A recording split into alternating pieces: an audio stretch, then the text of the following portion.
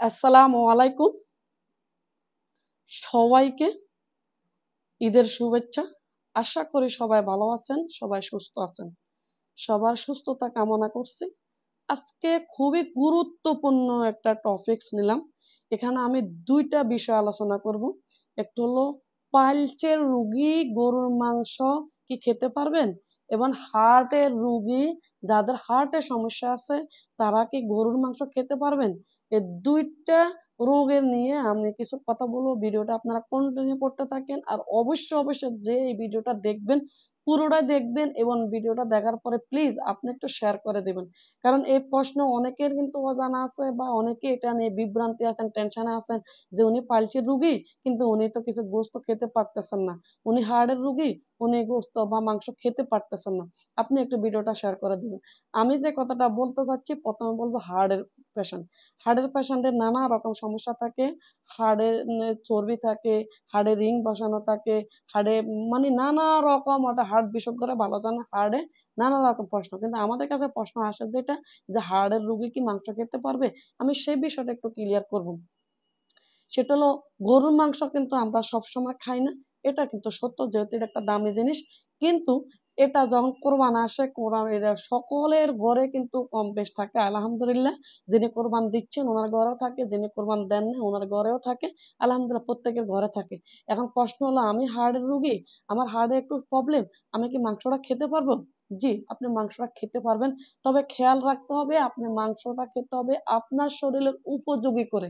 আপনার হার্টের উপযোগী করে, যেটা আপনার ক্ষতি করবে না, উপকার করবে। গরুর মাংস যদিও একদিকে ক্ষতি হয়, আরেকদিকে কিন্তু অবশ্যই এটা উপকার আছে। উপকারটা তো আপনি পাচ্ছেন না। গরুর মাংস প্রচুর পরিমাণে এটা ফাইবার, এটা আঁশ জাতীয়, এটা আপনার ভিটামিন সি, ক্যালোরি নানা রকম উপাদানে এটা ভরপুর আছে।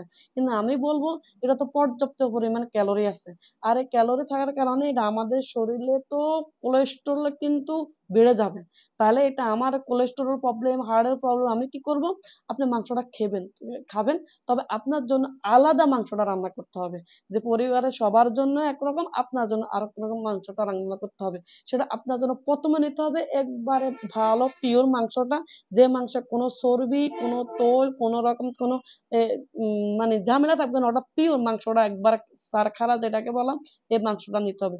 এই মাংসটা আপনার জন্য রান্না করতে হবে একবারে ভালো তৈল দিয়ে, যেমন ভাজা পোড়া তৈল না, পোড়া তৈল না, অতিরিক্ত মসল্লা না এবং তৈলে মসল্লা একসাথে যেন এটাকে চুলা ভালোভাবে জাল দিয়ে এটাকে যেন পুড়ে না পেলে এরকম মাংস আপনাকে অতিরিক্ত অল্প মসল্লা দিয়ে, অল্প তৈল দিয়ে আপনার জন্য মাংসটা রান্না করবে। আপনি মাংসটা খাবেন। তবে কিভাবে খাবেন? খাওয়ার সময় আপনি মাংসটা খাবেন ২ থেকে ৩ পিস, এর বেশি না। একবারে খাবেন আপনি ২ থেকে ৩ পিস করে। এর বেশি আপনি খাবেন না।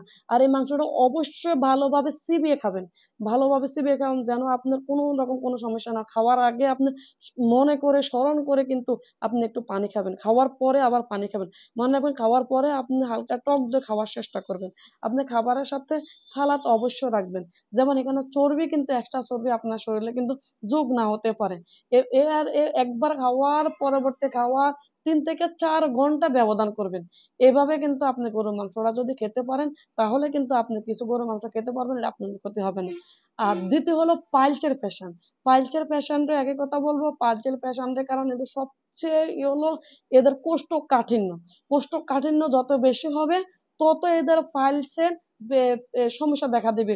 ওটা পায়খানা করতে কষ্ট হবে, পায়খানার সাথে ব্লাড যাবে, রক্ত যাবে, ব্যথা করবে, জ্বালা যন্ত্রণা করবে, চুলকাবে, নানাবিধ সমস্যা দেখা দেবে। কাজেই পাইলসের পেশেন্টকে আমি যে কথাটা বলবো সেটা আপনিও গরুর মাংস খাবেন একটু সামথিং ঠিক হার্টের পেশেন্টের মতন করে। অতিরিক্ত মসল্লা ছাড়া, অতিরিক্ত ঝাল ছাড়া, অতিরিক্ত তোল ছাড়া রান্না করে খাবেন। ভালোভাবে চিবিয়ে খাবেন এবং আস্তে খাবেন। একসাথে অনেকগুলো মাংস খাবেন না, ধীরে খাবেন।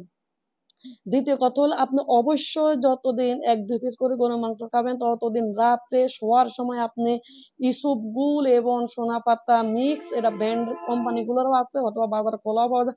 রাত্রে শোয়ার সময় আপনি ১ গ্লাস ইসবগুল এবং সোনাপাতা খেয়ে ফেলবেন। তো মনে রাখবেন এটা ভিজিয়ে রাখবেন না। এটা সাথে পানি দিয়ে গুলে সাথে খাবেন। সকালে ঘুম থেকে উঠে খালি পেটে আবার খেয়ে ফেলবেন। তাহলে আপনার কি হবে? কোষ্ঠকাঠিন্য থাকবে না, আপনার পায়খানাটা নরমাল থাকবে, পায়খানাটা লুজ থাকবে, পায়খানা হতে আপনার কোনো কষ্ট কষ্ট হবে না, ব্যথা হবে না, যন্ত্রণা হবে না। কাজে আপনি পাইলসের পেশেন্ট যদি এভাবে করে যদি আপনি গরুর মাংস খেতে পারেন, তাহলে আশা করি আপনি কিছুটা মাংস খেতে পারবেন।